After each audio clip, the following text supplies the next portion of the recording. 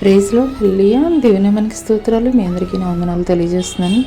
ఈ దినం వరకు దేవుడు సిద్ధపరిచినటువంటి మాటలు. ప్రియ సహోదరి సహోదరుడా, అనేకసార్లు మన జీవితంలో ప్రతికూలమైనటువంటి పరిస్థితులు ఎదురైనప్పుడు ఎంతగానో తలడిల్లిపోతూ ఉంటాము. అయ్యో, ఈ పరిస్థితి నేను ఏ రీతిగా ఎదుర్కోవాలి, ఈ సమస్య నుండి నేను ఏ రీతిగా దాటగలగాలి, ఈ పరిస్థితిలో నేను ఏ రీతిగా పోరాడాలి, ఇలాగూ తలడిల్లిపోతూ ఉంటాము.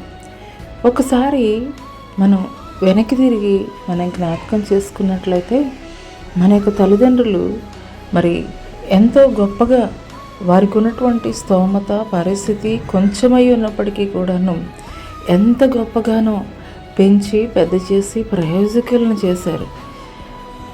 వాళ్ళకి గొప్ప గొప్ప ఆస్తులు లేవు, లేదంటే కనుక గొప్ప గొప్ప సామర్థ్యం కూడా లేదు.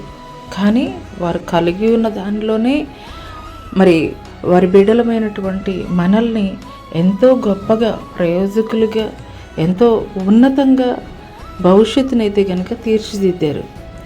అయితే ఈ యొక్క ఉదయకాల సమయంలో పరిశుద్ధాత్మ దేవుడు మాట్లాడుతున్నారు.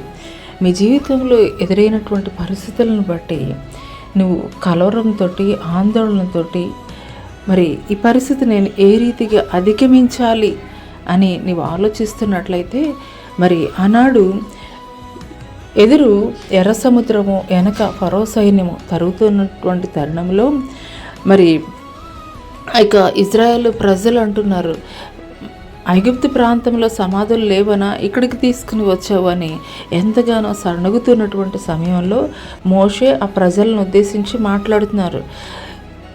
ఊరక నిలిచి ఉండి చూడుడి, నేడు యెహోవా మీ ఎదుట జరిగించేటువంటి శూర కార్యముల కొరకు అని. హల్లెలూయా. ఒక మోషే నిలబడ్డాడు, ఒక మోషే ధైర్యం కలిగి నిలబడ్డాడు, ఒక మోషే పరిపూర్ణమైనటువంటి విశ్వాసం కలిగి ఉన్నాడు.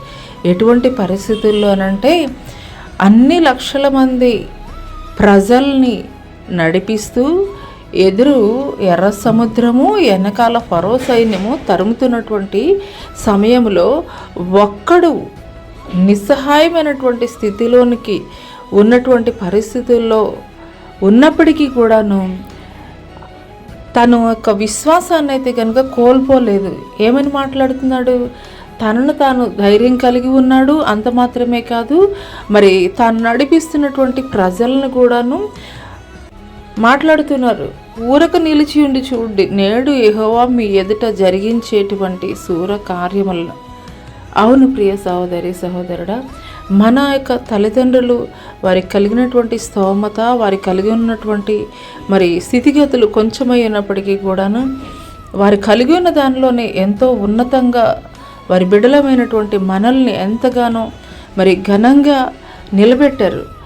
మరి ఈ లోకపు తల్లిదండ్రులే మన పట్ల అంత ప్రేమ కలిగి మన పట్ల వారి బాధ్యతల్ని నిర్వర్తించినప్పుడు, మరి నిన్ను సృష్టించినటువంటి సృష్టికర్త ఆయన నీ పట్ల ఎంత బాధ్యత కలిగి ఉంటాడు. నువ్వు శ్రమలో ఉన్నప్పుడు, మరి చీకటిలో ఉన్నప్పుడు, అగాధంలో ఉన్నప్పుడు, ప్రతికూలమైనటువంటి స్థితిలో ఉన్నప్పుడు, శత్రువు నీపై దాడి చేయాలని ఆలోచన చేస్తున్నప్పుడు, మరి ఆయనైతే ఊరికే చూస్తూ ఊరుకుంటాడా? ఖచ్చితంగా మరి నిన్ను పెంచినటువంటి తల్లి తండ్రి కంటే కూడాను మిన్నగా ఆయన నిన్ను ప్రేమిస్తున్నాడు అన్నటువంటి విషయాన్ని అయితే మర్చిపోవద్దు. నీ పట్ల ఆయన కేరింగ్ చేస్తున్నాడు అన్నటువంటి విషయం అయితే కనుక మర్చిపోవద్దు. ఆనాడు మరి ముందు ఎర్ర సముద్రం, వెనక ఫరో సైన్యం తరుగుతున్నటువంటి తరుణంలో ఊహించినటువంటి రీతిగా ఎర్ర సముద్రాన్ని 2 పాయలుగా చీల్చి ఆరిన నేల మీద అన్ని లక్షల మంది ప్రజలని కూడాను దేవుడు సురక్షితంగా క్షేమముగా నడిపించాడు. హల్లెలూయా. ఈ మాటలు వింటున్నటువంటి ప్రియ సహోదరి సహోదరుడా, మరి ఆనాడు జరిగించినటువంటి దేవుడు మరి ఈనాడు నీ జీవితంలో నువ్వు ఎదుర్కొంటున్నటువంటి పరిస్థితులకి ఆయన ఆ యొక్క పరిస్థితుల మధ్యనే ఒక మార్గాన్ని తెరవజేయగలడు అనేటువంటి విశ్వాసాన్ని అయితే కనుక నువ్వు కోల్పోతున్నావా? అటు రీతిగా నువ్వు కోల్పోయేటువంటి విశ్వాసాన్ని కలిగి ఉన్నట్లయితే దేవుడు నిన్ను బలపరచు నిమిత్తమే ఈ యొక్క ఉదయకాల సమయంలో దేవుడు నీతోటి మాట్లాడుతున్నారు. అన్నాడు మోషే ఇజ్రాయేల్ ప్రజలతోటి మాట్లాడాడు. ఈరోజు దేవుడు నీతోటి మాట్లాడుతున్నాడు. ఊరక నిలిచి చూడుడి, నేడు యెహోవా జరిగించేటువంటి శూర కార్యములను. హల్లెలూయా. కాబట్టి పరిస్థితులను బట్టి కలవరపడవద్దు, పరిస్థితులను బట్టి తొందరపడవద్దు, పరిస్థితులను బట్టి ఆందోళన చెందవద్దు. ఇది ఏ రీతిగా జరుగుతుంది అనేటువంటి క్వశ్చన్ నీ మైండ్లో ఎప్పటికీ కూడా రానివ్వద్దు. ఎందుకొరకనంటే నీ పక్షంగా శూర కార్యములు జరిగించడానికి నీవు నమ్మినటువంటి నీ దేవుడు నీ పక్షముగా ఉన్నాడు. నమ్మిక మాత్రం ఉంచు. అట్టి కృప దేవుడు నీకు కలుగజేయును గాక. ఆమేన్.